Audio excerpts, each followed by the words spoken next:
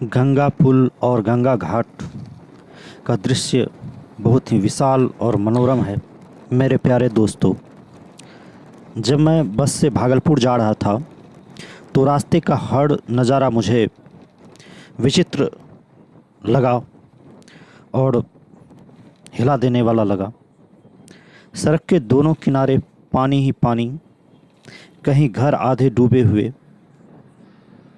कहीं लोग तिरपाल डालकर जैसे तैसे ज़िंदगी गुजार रहे थे।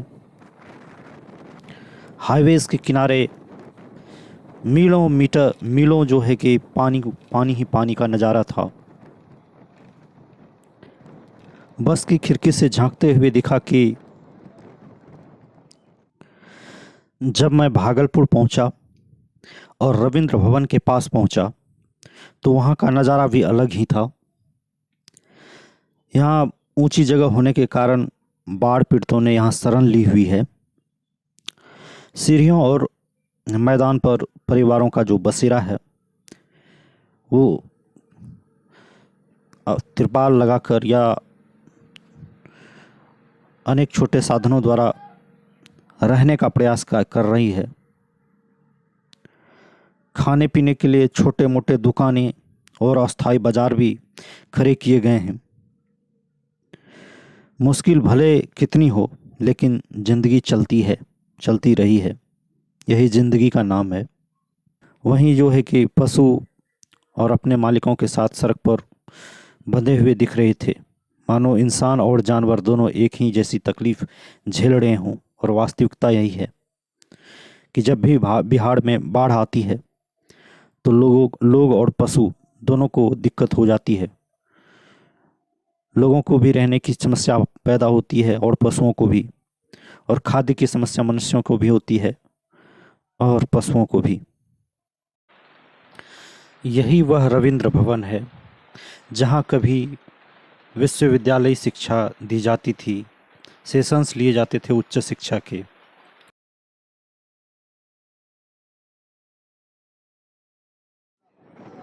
बहुत ही विशाल और मनोरम है, लेकिन बाढ़ के समय यह एहसास होता है कि गंगा कितनी विशाल और शक्तिशाली है। यही गंगा कभी जीवन देती है और कभी सब कुछ बहा ले जाती है। इन दृश्यों को देखकर मन में एक सवाल उठता है, आखिर हम हर साल यही हाल क्यों देखते हैं? क्यों भागलपुर और आसपास के लोग हर साल इस तबाही से जूझते हैं? यह सिर्फ एक प्राकृतिक आपदा नहीं, बल्कि हमारी तैयारी और व्यवस्था की भी परीक्षा है। माना जाता है कि कई लोगों को इससे फंडिंग में और टेंडर मिलने में आसानी होती है, इसलिए ये जानबूझकर सिस्टमेटिक रूप से सरकार द्वारा कराया जाता है। वरना सरकार चाहे तो क्या नहीं कर सकती है, वो बाढ़ भी रोक सकती है।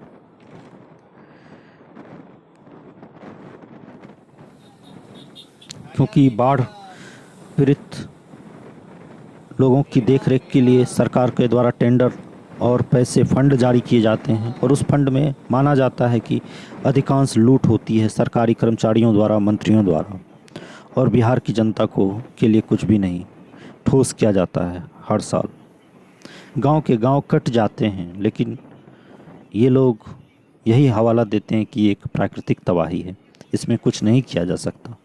लेकिन माना ही जाता है, और ऐसी है भी बात कि कई दुनिया के देशों ने समुद्र के रास्ते को मोड़ दिया, समुद्र को सुखा दिया। ये नदियाँ क्या चीज़ें हैं? ये इच्छा शक्ति की कमी या मन में चल रहे बेईमानी को दर्शाता है, सरकारी कर्मचारियों और विभाग के द्वारा की जा रही बातों के द्वारा। क्योंकि हर साल ही बहुत से लोग बेघर हो जाते हैं, उनकी तबाही का अंदाज़ा लगाना मुश्किल होता है। यदि इसे अनुभव करना है तो कभी बाढ़ ग्रस्त इलाके में घूम कर देखिए।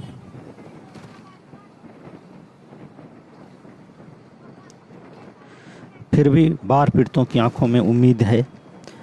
बच्चों की मासूम हंसी, लोगों का जज्बा और जीवन को आगे बढ़ाने का हौसला गंगा पुल और गंगा घाट का दृश्य बहुत ही विशाल और मनोरम है, लेकिन बाढ़ के समय यह एहसास होता है कि गंगा कितनी विशाल और शक्तिशाली है। यही गंगा कभी जीवन देती है और कभी सब कुछ बहा ले जाती है।